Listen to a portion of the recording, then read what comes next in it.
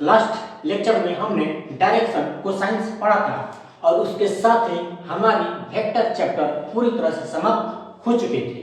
तो अब कुछ पॉइंट्स हैं जो आपके वेक्टर क्लास 11 फिजिक्स का टॉपिक नहीं है, लेकिन वो आपको न्यूमेरिकल को सॉल्व करने में बहुत हेल्प करते हैं। तो उनके बारे में हम थोड़ा सा बता दे रहे हैं यहाँ पर। इसमें सबसे फर्स्ट है कोसाइन लॉ। तो देखो, मान लो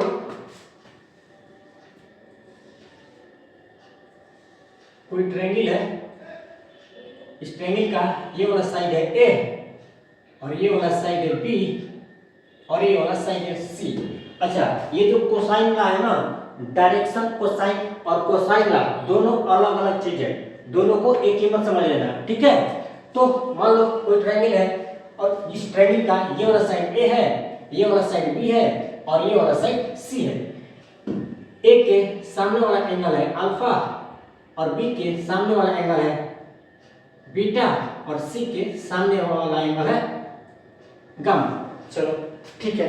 तो according to cosine law, according to cosine law, cosine law के अनुसार हम लिख सकते हैं cos alpha, cos alpha is equal to हो जाएगा, cos alpha is equal to हो जाएगा B square plus C square minus A square upon में 2bc। ठीक है, cos अल्फा बराबर क्या होता है, तो B square plus C square minus A square upon में 2bc।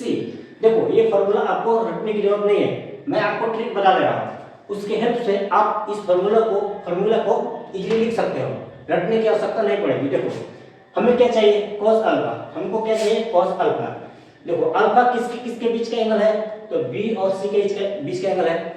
अल्फा किसके बीच का एंगल है, तो बी और सी के बीच का एंगल है। हम लिखेंगे B square plus C square. ठीक है, अल्फा का सामने वाला एंगल कौन है, अल्फा का सामने वाला साइड कौन है, तो ए है, इसलिए हम लिखेंगे माइनस ऑफ ए स्क्वायर।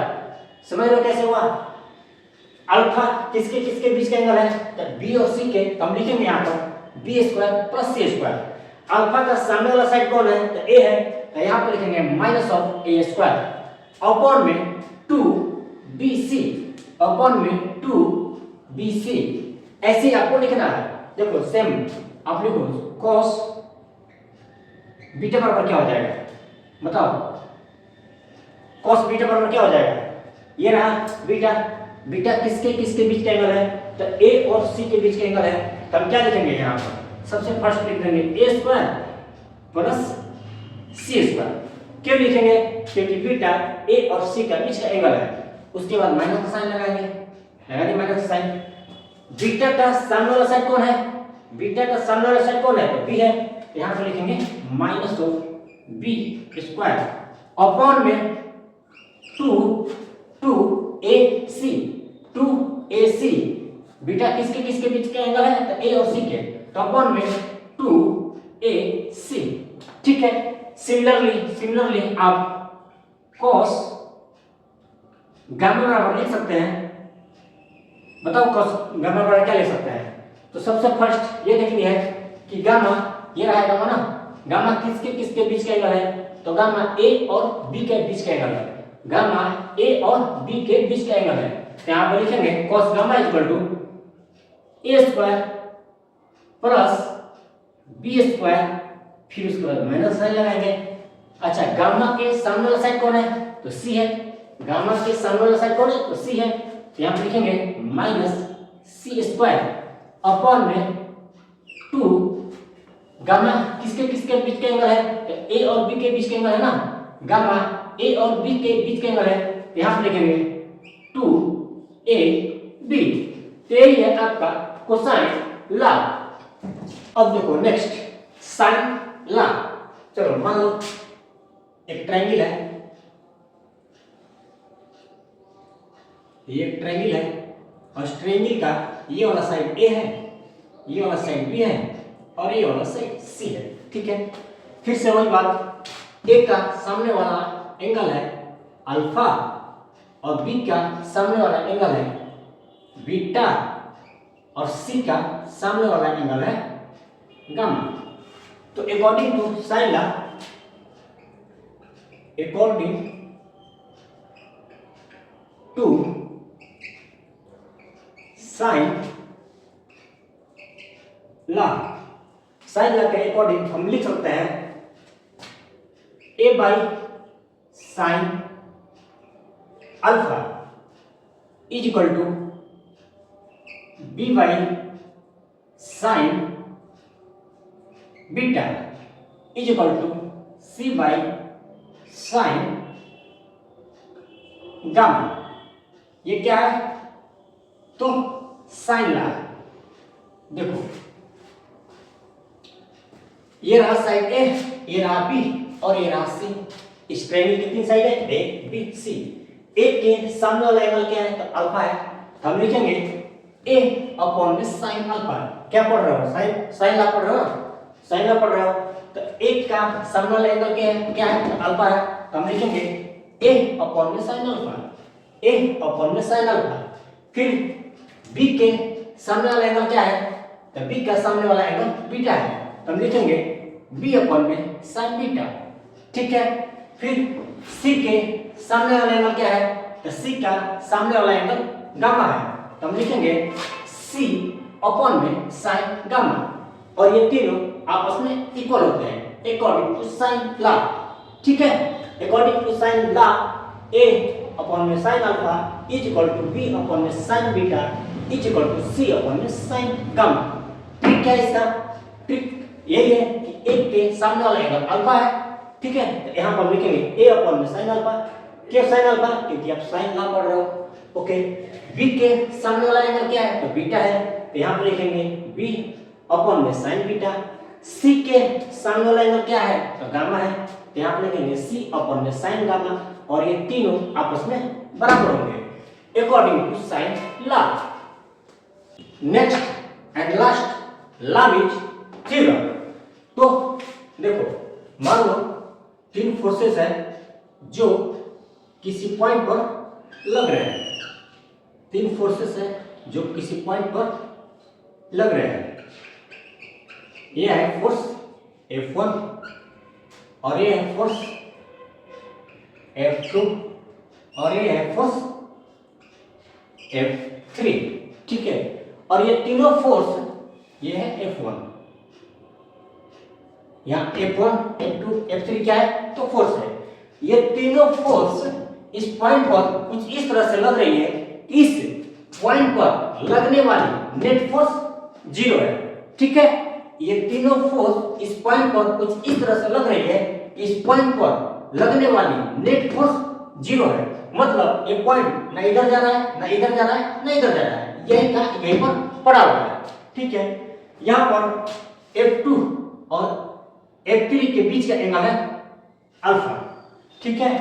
और F1 और F3 के बीच का एंगल है बीटा। और F1 और F2 के बीच का एंगल है गामा। ठीक है। F1 और F2 के बीच का एंगल है गामा, F2 और F3 के बीच का एंगल है अल्फा और F1 और F3 के बीच का एंगल है beta.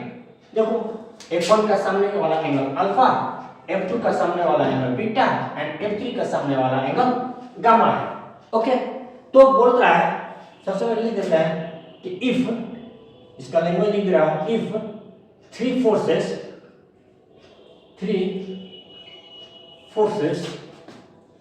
acting at a point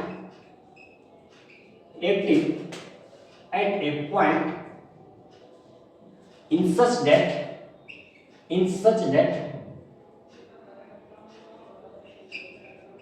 such a way that net force acting at that point is 0। इस पॉइंट पर लगने वाली नेट फोर्स 0 है। Then according to Lamy's theorem, according to Lamy's theorem, Lamy's theorem के अनुसार हम क्या लिख सकते हैं? हम लिखेंगे f1 by sine alpha is equal to f2 by sine beta is equal to f3 by sine gamma. According to Lamy's theorem, हम लिख सकते हैं f1 अपॉन में sine alpha is equal to f2 upon में sine beta is equal to f3 upon में sine gamma. और ये formula आपको रटना नहीं है, ये आपको रटना नहीं है। देखो ट्रिक है इसका। ट्रिक क्या है? देखो f1 का सामने वाला एंगल क्या है? तो अल्फा है। f1 का सामने वाला एंगल क्या है? अल्फा है। तो हम लिखेंगे f1 अपॉन में साइन अल्फा। ठीक है। f2 के सामने वाला एंगल क्या है? तो बीटा है। तो हम लिखेंगे यहाँ पर f2 अपॉन में साइन बीटा। f3 के सामने वाला एंगल क्या है? तो f3 के सामने वाला एंगल गामा है। तो यहाँ पर हम लिख देंगे f3 अपॉन में साइन गामा और ये तीनों आपस में बराबर होंगे अकॉर्डिंग टू लामिस थ्योरम। फिर से एक बार बता रहा हूँ ट्रिक। क्या ट्रिक है इसका? कि f1 का सामने वाला एंगल क्या है? तो अल्फा है। तो हम लिखेंगे f1 अपॉन में साइन अल्फा। f2 के सामने वाला एंगल क्या है? तो बीटा है। तो हम लिखेंगे यहाँ पर f2 अपॉन में साइन बीटा।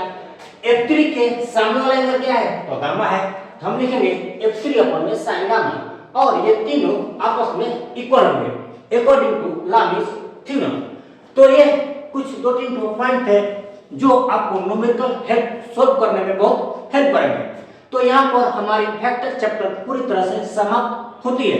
अब मिलेंगे नेक्स्ट वीडियो में। Wish you all the best.